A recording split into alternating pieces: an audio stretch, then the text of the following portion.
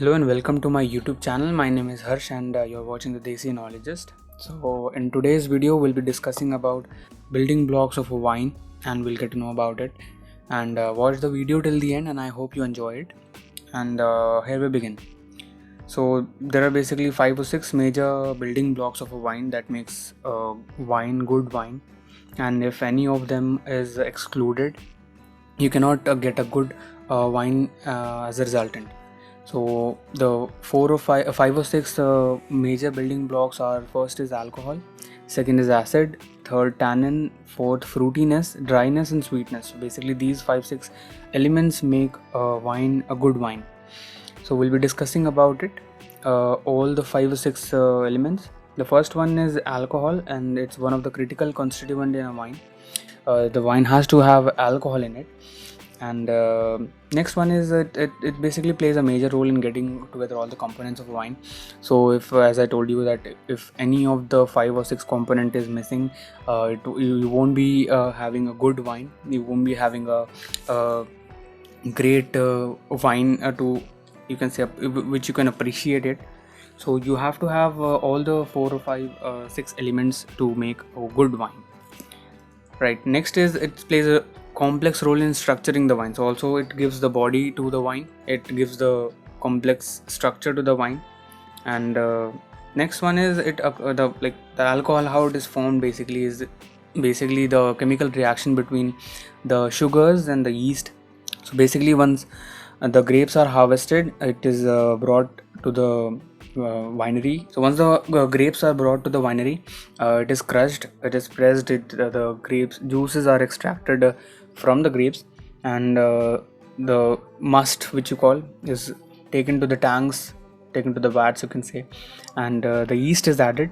So the yeast starts eating the sugars which are present in the grape juices, and a chemical reaction occurs which gives out carbon dioxide, alcohol, and heat.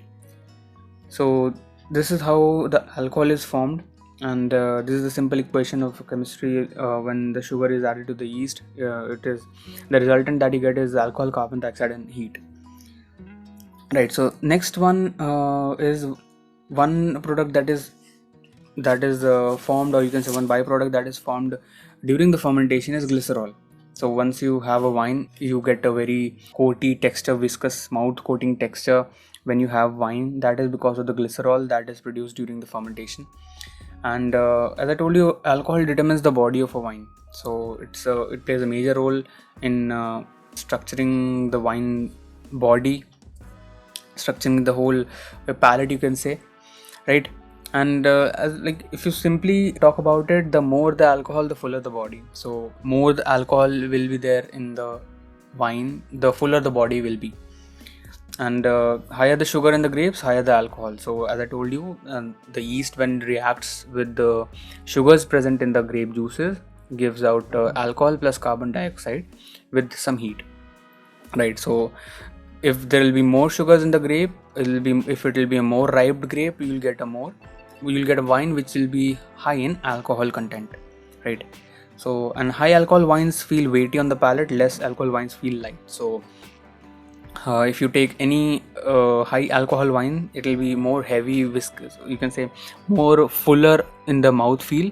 And if you talk about any lighter grape like Rieslings, so Rieslings, if you have ever tasted, it feels very light on the palate because it's not full, the alcohol is very less. So most of the Rieslings have lesser alcoholic strength, German Rieslings if you say, right? So this is what all takes the alcohol part, right?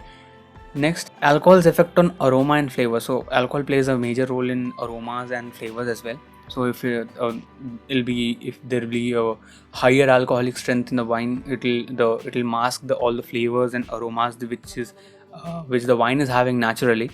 So the aromas may be masked by the more dominant smell of alcohol. If you smell any spirit, if you smell any higher alcoholic spirit like vodka or any other spirit, you get more you can say more astringent kind of smell, right? So it masks the flavors, it masks the aromas of a wine. Also high alcohol masks the flavors of the wine, right? And high alcohol wines come from very ripe grapes. So as I told you, the more the grapes are ripe, you will get more sugars in it, and if there will be more sugars in the grape, you will get more alcohol out of it, and resultant wine will be having dull fruit character. So if there will be high alcoholic strength in the wine, you'll have the high strengthy wine, like which will be having higher alcoholic strength, but it won't be having a great fruit character. It will be having very flabby kind of flavor. It won't be having any aromas. It won't be having any fruit flavor characteristics, right? So next component that is there, that determines good wine is acid. So as the grapes ripe, its acid content decrease from around 3% to less than 1%. Cooler climates tend to produce more acidic wines. Cooler climates, the grapes aren't very ripened, right? So if you go to any place which are having a cooler climate, you will get some acidic wines, right? Sugar content increases from 4 to 24%. Grapes are harvested and plucked when the optimal balance between the two is struck.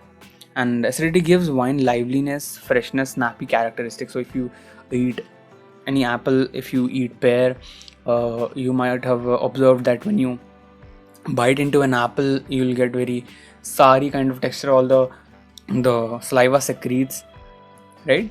So acidity gives a wine liveliness, freshness, and snappy characteristics, right?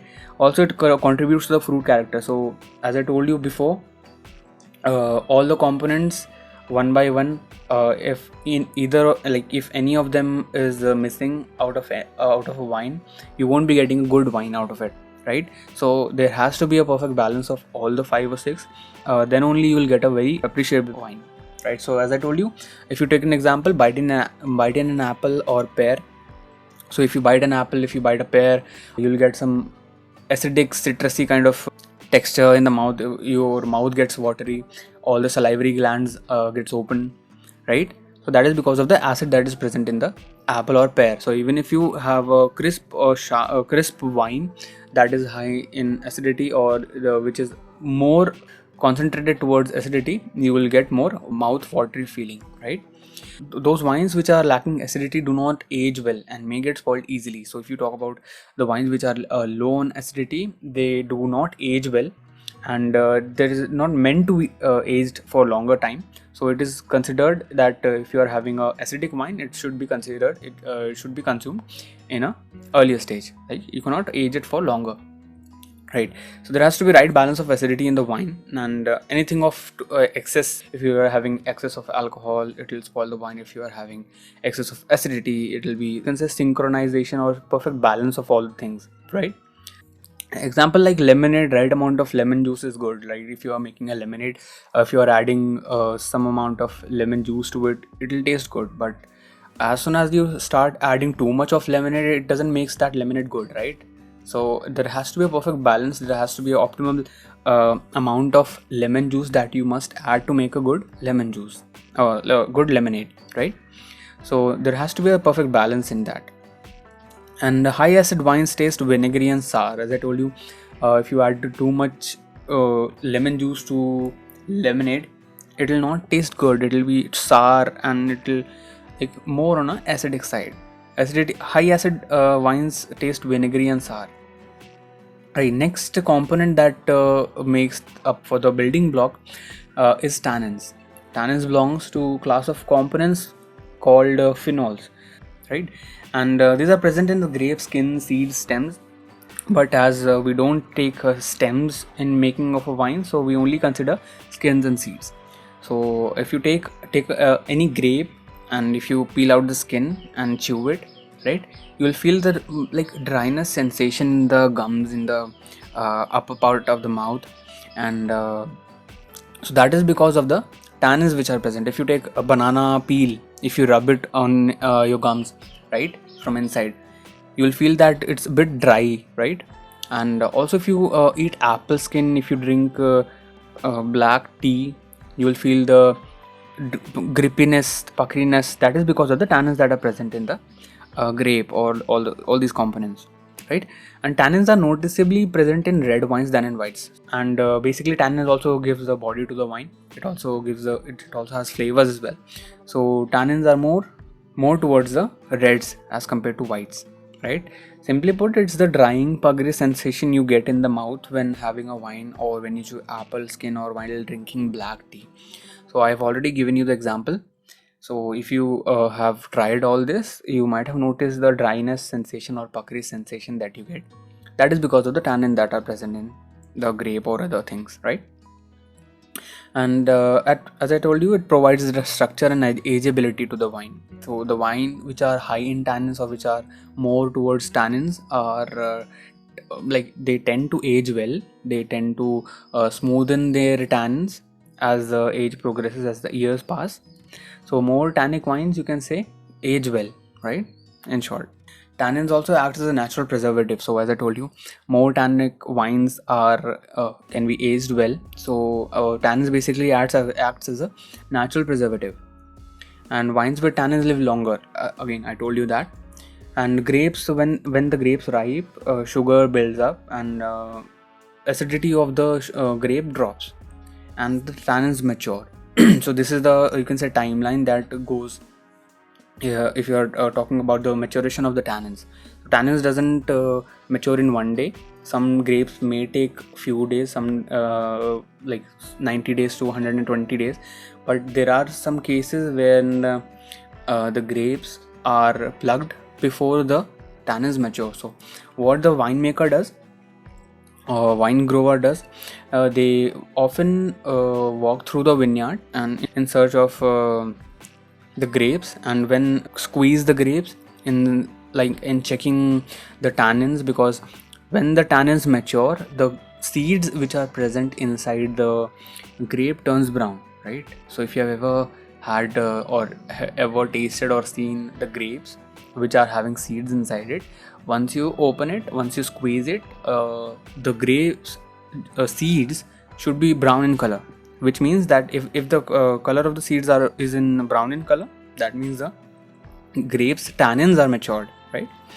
And sometimes the grapes are ripe but the tannins are not matured, as I told you, right? Which gives rise to the Clint Eastwood 5 o'clock shadow effect. So I'll be making other video on this particular thing, right? It's basically like very puckery sensation in short, if you say.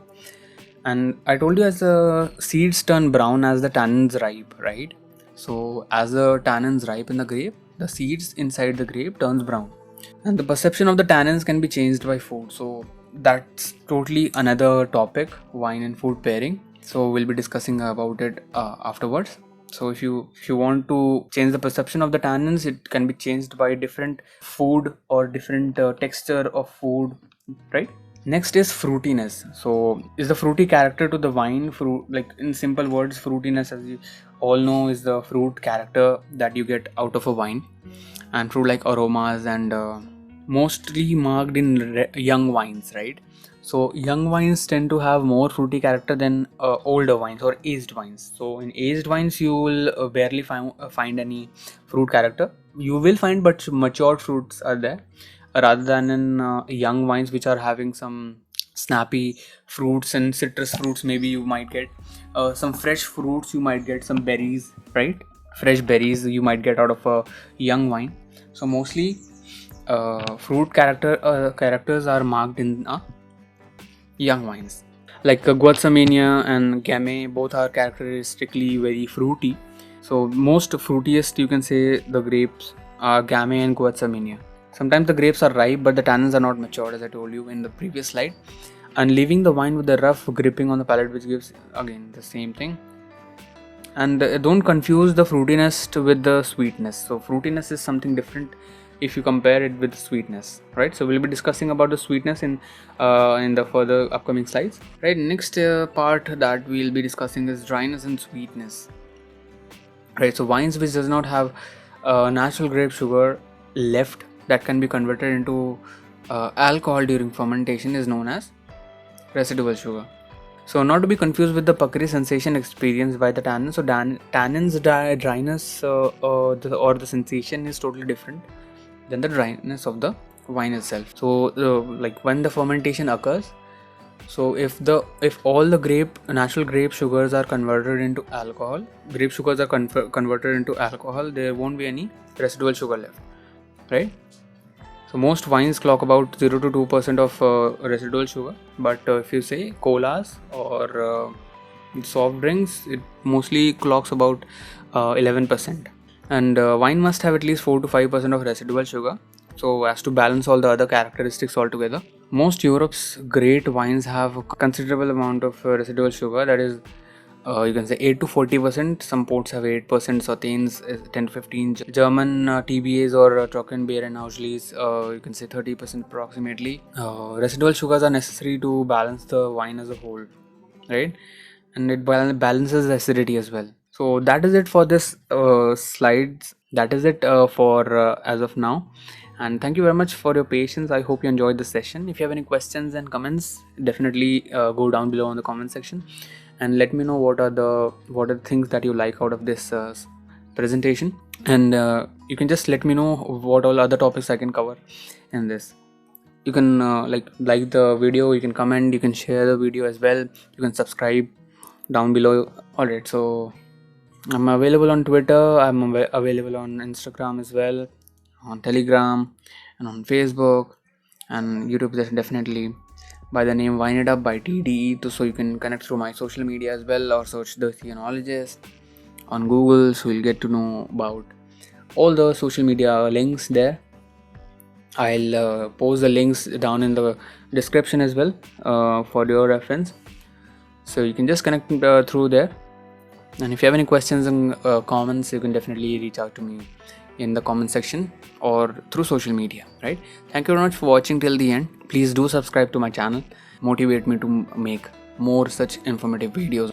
So thank you very much. See you all, have a great day.